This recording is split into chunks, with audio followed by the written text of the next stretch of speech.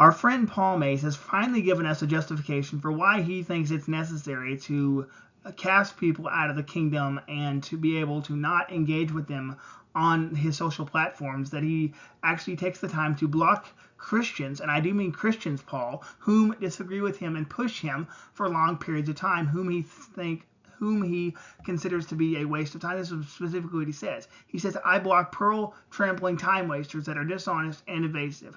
I do so by divine command. Now, of course, Paul mentions a slew of proof texts that he tries to use to justify his position, but he needs to understand that these swine are, in context, they are disbelievers. And even the individual with regards to knocking the dust off your feet, those are individuals whom are still lost, who are not listening to you. But Paul, I want you to understand that Roman Catholics, Orthodox, and Protestants are Christians. Now, I understand you're going to disagree with that, Paul, but the point is that those people are Christians.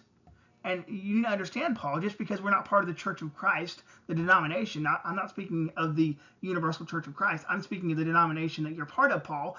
You need to understand that we are not lost because we are not part of your little group. Because if you want to say that we are lost because we're not part of your little group, Paul, then that is very cultic behavior, and that's very problematic. And I will make it my personal mission, Paul, if you want to hold that position, I will deal with you repeatedly. I don't do this out of joy. I do this because that is a very dangerous position to have, that you're willing to cast people out of the kingdom based upon some doctrine that you hold to be a hill to die on. Now, you and I would agree, of course, that Christ does command baptism, but you and I hold vastly different views on the necessity of baptism for salvation. So, Paul, once again, you need to understand that whenever we come against you, we are not coming against you as the enemy.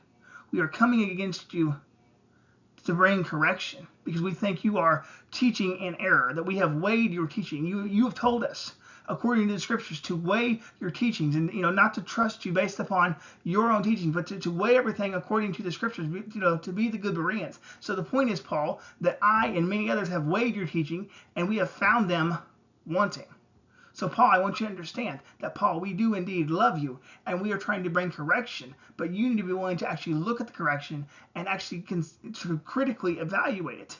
Now, Paul, with regards to individuals whom you find to be time wasters, and you consider them to be pearl tramplers, you need to understand that they are also doing the Lord's will based upon what the Bible does indeed say with regards to the book of Jude. In verse 3 and 4, it says, Dear friends, although I was eager to write to you about the salvation we share, did you notice that, Paul? We all share this salvation. I found it necessary to write, appealing to you to contend for the faith that was delivered to the saints once for all. For some people who were designated for this judgment long ago have come in by stealth. They are ungodly, turning the grace of our God into sensuality and denying Jesus Christ, our only Master and Lord.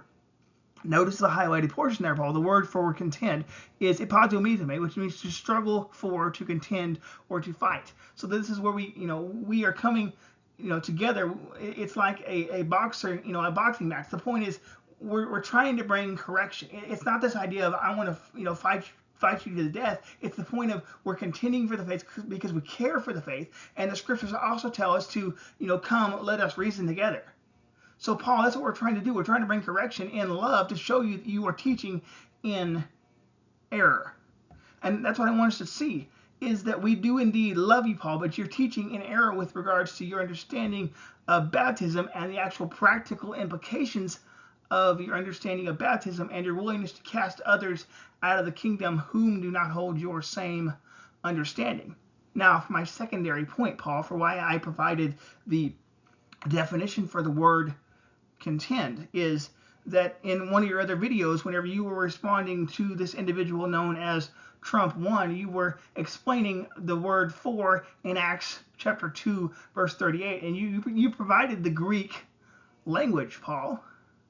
Now, why is that important?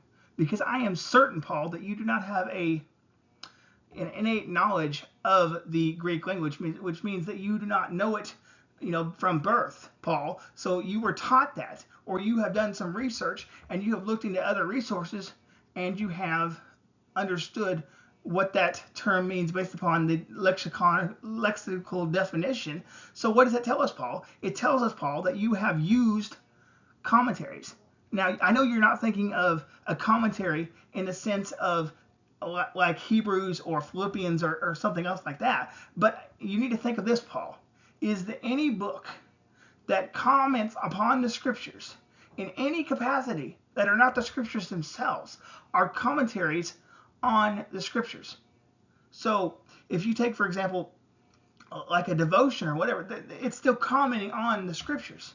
So whether you want to acknowledge or not, whenever you provided the lexical definition for the word in Acts 2:38, you use the commentary to help form your understanding of that verse. So it is not proper for you to say that you do not use commentaries.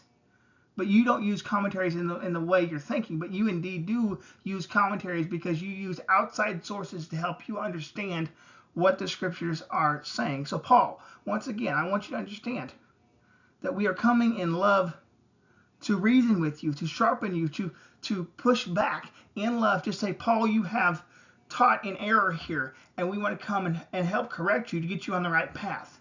So please, Paul, understand that I'm coming to bring correction and love, and I want you to be on the right path to be able to teach the Word of God more correctly.